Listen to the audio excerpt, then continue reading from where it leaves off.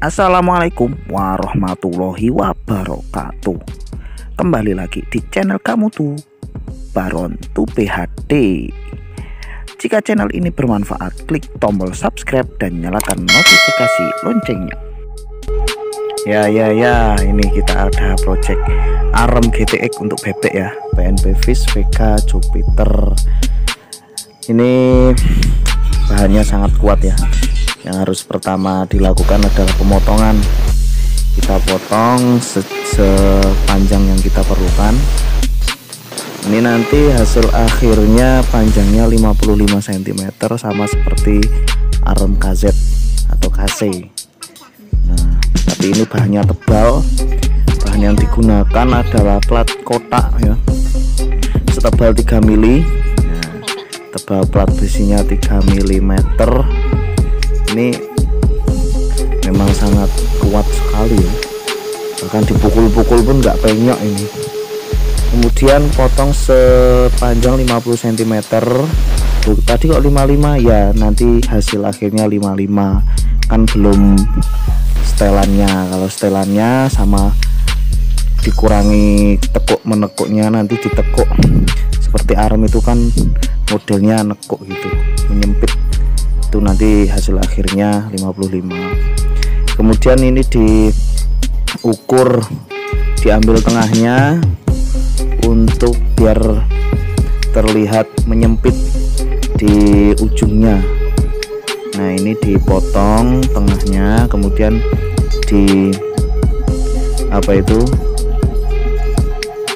dengan teknik belah semangka ya, sehingga ukur harus pas tengah.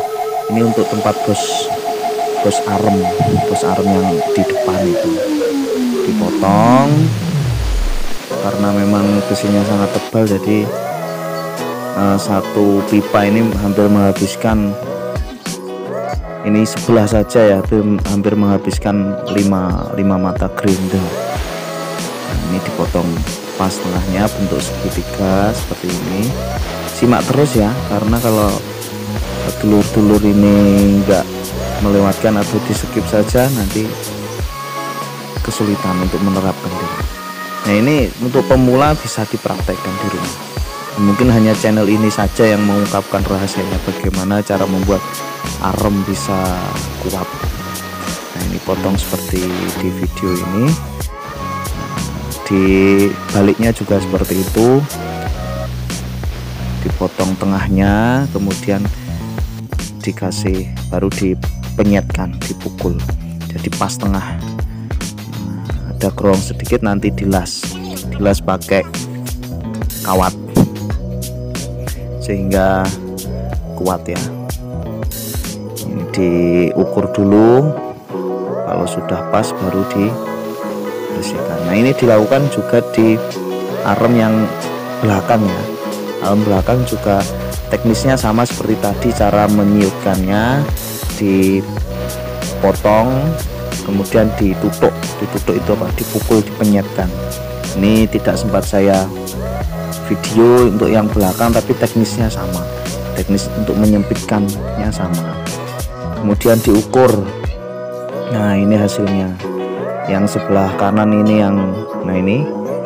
ini yang depan, itu yang belakang, yang atas itu yang belakang. Nah, ini proses pembuatan tempat atau setelan rantai.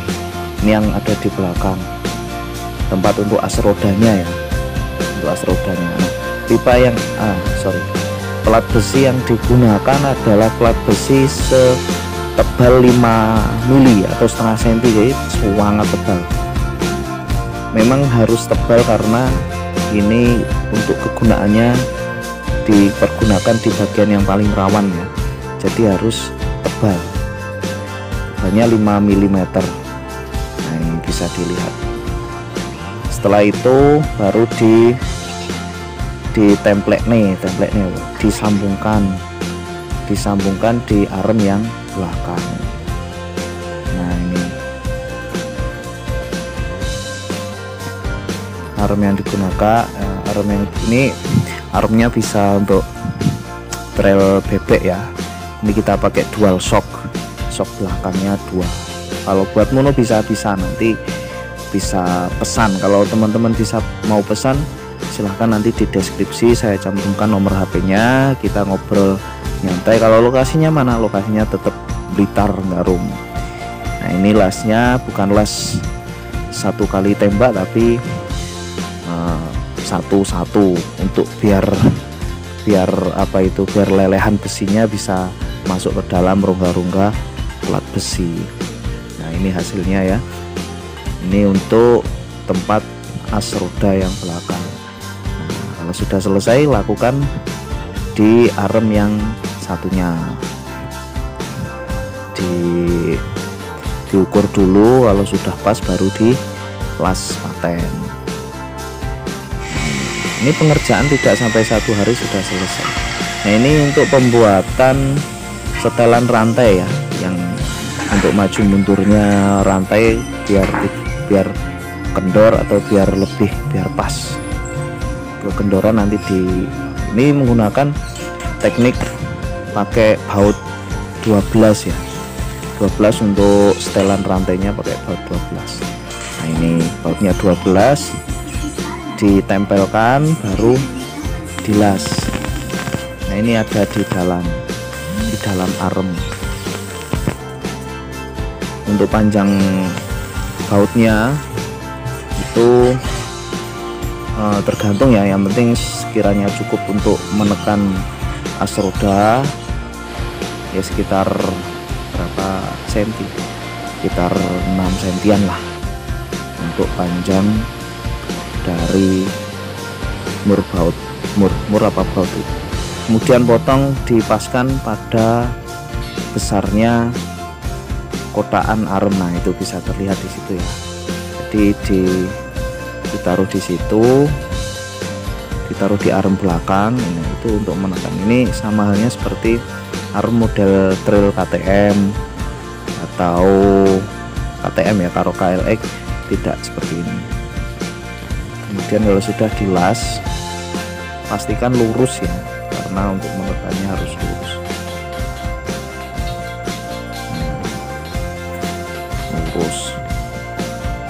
Ini pengerjaan cukup cepat. Kalau teman-teman mau modif apapun bisa kontak langsung dengan WA, nanti saya sampaikan di deskripsi.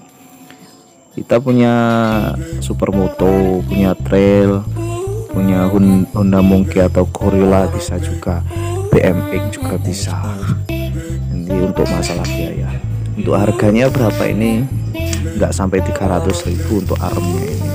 Kalau seukuran dengan plat setebal itu cukup murah ya, tidak sampai 300.000. Bisa kirim, bisa kirim ke seluruh Indonesia, bisa rekber juga bisa.